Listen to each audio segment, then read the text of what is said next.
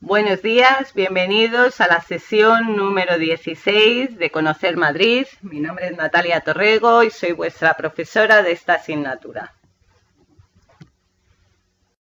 A lo largo de esta sesión vamos a seguir visionando la exposición del Museo Nacional del Prado titulada Reencuentro.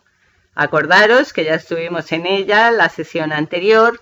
Hoy vamos a seguir analizando las obras más características de este recorrido. Como comentábamos, los Saturnos de Goya y Rubens se podrán contemplar juntos. En esta sesión vamos a analizar el de Goya. Las pinturas murales que decoraron la casa de Goya, conocida como la Quinta del Sordo, se han popularizado con el título de pinturas negras por el uso que en ellas se hace de los pigmentos oscuros y negros, y también por lo sombrío de los temas. El carácter privado e íntimo de esta casa hizo que el artista se expresara en estas obras con gran libertad. Pintadas directamente sobre los muros, la técnica empleada debió de ser mixta, pues los análisis químicos revelan el empleo de aceites en su composición. Todas las pinturas fueron mandadas trasladar a lienzos por el barón Émile de Erland, quien adquirió la quinta en 1873. Las obras sufrieron enormemente con este traslado, perdiendo gran cantidad de capa pictórica en el proceso. Finalmente, el barón donó las pinturas al Estado, siendo destinadas al Museo del Prado, donde se exponen desde 1889. Saturno, en el momento de devorar a uno de sus hijos, es una de las imágenes más expresivas de las pinturas negras. Ocupaba el muro de enfrente de la de Ocadia, en la sala de la planta baja de la Quinta del Sordo. Hoy la podemos visionar en el Museo del Prado. En cuanto a la descripción de la obra, el cuadro representa el mito de Saturno, quien derrocando a su padre Urano, reinó en lugar de su hermano Titán. Sabiendo que uno de sus hijos le derrocaría, Saturno obliga a su esposa, Cibeles, a que le entregara a los recién nacidos para devorarlos, y así evitar su derrocamiento. Cibeles, sin embargo, consiguió salvar a su hijo Júpiter, que le declaró la guerra a su padre cuando fue adulto, derrotándolo y ascendiendo al poder. Este cuadro se realiza en la etapa anciana de Goya, como todas sus pinturas negras. Representa al dios Crono, como es habitual, indiferenciado de Cronos o Saturno en la mitología romana, en el acto de devorar a uno de sus hijos. Fijaros la expresividad tan magistral que dota Goya a esta representación de Saturno. Vamos a analizar de una forma más meticulosa la obra. Primero hay que destacar que simboliza el paso del tiempo, pero sin embargo su principal mensaje es que el hombre destruye a sí mismo con la guerra, se destruye a sí mismo el hombre con la guerra. También hay que destacar el gusto por lo desagradable y lo horripilante. Los dedos se incrustan en la carne. Fijaros cómo Saturno incrusta los dedos en el cuerpo de su hijo. Hay un contraste del cuerpo inerte del hijo al cuerpo en tensión de Saturno. Las pinceladas son discontinuas, unas enérgicas, otras son manchas saturadas y otras tienen grumos. Hay que destacar que esta obra tiene muchísima textura porque Goya aplica capas muy gruesas de óleo. Saturno emerge de una profundidad muy oscura. Fijaros que todo el fondo es una mancha negra de la que emerge Saturno. El hijo es una persona adulta. Posee un fuerte contraste en la espalda entre un ocre muy claro y el rojo de la sangre.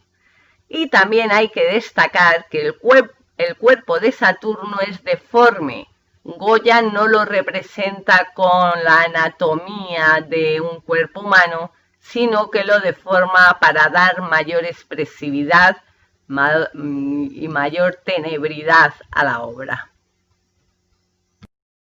Por otro lado, en esta maravillosa exposición, como ya vimos en la sesión anterior, podemos ver en la sala 12 tanto la obra de las Meninas como la de las hilanderas. En esta sesión vamos a poder analizar ambas. Por un lado vamos a analizar a las Meninas, que es un retrato de grupo a modo de instantánea, con los personajes de la corte, con la posible excusa de la llegada de la infanta Margarita y sus acompañantes al taller de Velázquez, que estaría tal vez pintando a sus padres, los reyes, que aparecen reflejados en el espejo del fondo, que realmente tampoco se sabe si es un espejo u otro cuadro. Velázquez realiza una composición muy compleja, muy barroca, que introduce al espectador en el espacio del cuadro, anulando la diferencia entre el espacio real y el de la pintura. Podemos nombrar las características principales para conseguir este espacio real. Por un lado, la mirada de los personajes se dirige hacia el espectador. Por otro, recorta arbitrariamente el espacio del taller y del cuadro, abriéndolo al espectador. Parece situar, mediante una ficción, al espectador en una realidad semejante a la de los reyes. Culmina sus ideas de captación de la perspectiva aérea en la pintura. Fijaros que esta obra maestra se destaca por su gran perspectiva, por la gran captación de la perspectiva aérea que hace Velázquez. El aire y la luz se convierten en los principales protagonistas de su pintura, y a través de ellos creará la ficción espacial pictórica. Una serie de planos sucesivos, modelados únicamente por la luz, que recrean la sensación de espacio y atmósfera en los que se ubican los personajes. Por otro lado, los contrastes entre zonas de luz y sombra, las graduaciones entre ellos crean la sensación de espacio, que se refuerza desdibujando los objetos y los contornos hacia el fondo. Fijaros que contra más al fondo esté el plano, más desdibujada se encuentra la silueta. Esta es una técnica que se utiliza para dar profundidad y perspectiva a la obra pictórica. La composición es muy equilibrada y, en primer lugar, está marcada por dos ejes perpendiculares. Por un lado, el vertical, que divide la escena en dos y que coincide con la posición de la infanta Margarita y el horizonte, donde la mitad superior de la escena está destinada para la perspectiva del cielo raso y los grandes cuadros con motivos mitológicos. La mitad inferior para la composición de los personajes. Las líneas horizontales y verticales de los cuadros contrastan con las curvas de los personajes de primer plano, que dan flexibilidad a la obra. Una curva desciende desde la cabeza del pintor hacia la infanta, asciende hacia la dama de la izquierda y desciende de nuevo para alcanzar el borde del lienzo. Fijaros qué composición más equilibrada y más elegante, y aquí es donde se puede ver la técnica tan excelente de nuestro pintor Velázquez. También contribuye a la sensación de profundidad el empleo de la perspectiva lineal, consiguiendo mediante la fuga de las líneas que la estancia hacia la zona de la puerta del fondo adquiera mayor profundidad. Fijaros cómo todas las líneas convergen en un punto. Esto es la perspectiva cónica, que es una de las perspectivas más frecuentes entre el arte pictórico. Además, acentúa la sensación de atmósfera, atenuando los tonos y difuminando las formas y los contornos hacia el fondo. Ya lo comentábamos anteriormente, los planos que están posteriores están más difuminados para conseguir esa sensación de tridimensionalidad en la obra. Fijaros como el primer plano, que aquí os he puesto la fotografía del perro, está muchísimo más detallada que el plano medio, y el plano medio a su vez más detallada también que el fondo. Es decir, cada vez que nos alejamos de la escena, de los planos de la escena, estos están más difuminados. Por último, nombrar a los personajes que aparecen en esta obra. Por un lado tenemos al mismo Diego Velázquez, por otro a Agustina Sarmiento, vamos de izquierda a derecha, la infanta Margarita, Isabel de Velasco, Nicolás de Portosanto, María Barbola, Diego Ruiz de Arcona, Marcela de Ullao y por último el nieto de Velázquez. Estos son los personajes que podemos visualizar en esta maravillosa obra. Vamos a analizar ahora también las hilanderas, que es junto a las meninas dos de las grandes obras que se pueden visionar en esta gran exposición. Conocido de Velázquez también, conocido con el nombre de las hilanderas, pero que también sepáis que se le tituló como la fábula de Aracne. Es una obra realizada de 1652 al 55. En esta obra la composición juega con el recurso barroco de insertar un cuadro dentro de otro, invirtiendo el orden de importancia del tema, es decir, lo trivial en primer plano y lo esencial en el fondo. Así, la actividad de las hilanderas precede a la clave del cuadro, la historia mitológica. El cuadro es más complejo. La primera y cotidiana escena representa la competición entre Atenea y Aracne.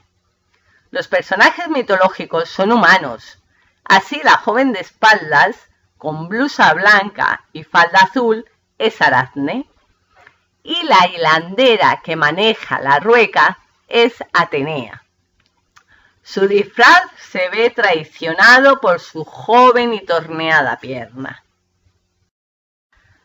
Aparte de la magnífica composición, esta obra muestra perfectamente las características técnicas de Velázquez. Por un lado, una pincelada muy rápida y expresiva, combinando las ligeras y sueltas con otras más empastadas, aplicada en manchas de color. Vemos una pincelada muy expresiva y suelta con otra más empastada y más detallada. Contornos poco definidos que muestran un dominio del color sobre la línea, aspecto abocetado. Dominio absoluto de la luz, que resalta las texturas, la escena central, necesaria para comprender la escena, y que genera contraste. Por otro lado, podemos observar un magnífico tratamiento de la perspectiva aérea, igual que veíamos en el cuadro de las meninas, y sensación atmosférica, de ambiente.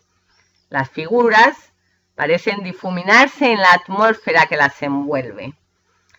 La instantaneidad de la escena, captada mediante los gestos de los personajes y los juegos de luz, es otra de las características principales de esta obra pictórica. Velázquez resuelve magníficamente la composición de la escena mediante los planos en que dispone las figuras y los contrastes de la luz, a la vez que dirige de este modo la mirada del espectador para ayudarle a interpretar el tema del cuadro. Por un lado, las figuras de la diosa y su rival, en escorzos contrapuestos, forman una V, que dirige nuestra vista hacia la penumbra y el fondo. Por otro lado, una tejedora a contraluz ocupa el centro del cuadro y supone un contrapunto de penumbra entre las dos zonas más iluminadas. Por último, el plano del fondo destaca por una potente iluminación diagonal, al que se dirige la mirada del observador para resolver el acertijo en que Velázquez ha convertido el cuadro. Como veis, es una composición muy estudiada que dota a la obra de gran armonía y elegancia. Espero que esta segunda visita a la exposición Reencuentro os haya servido para analizar y descubrir más estas obras pictóricas de una fama internacional. Espero que lo hayáis disfrutado. Muchas gracias por todo y que paséis buen verano.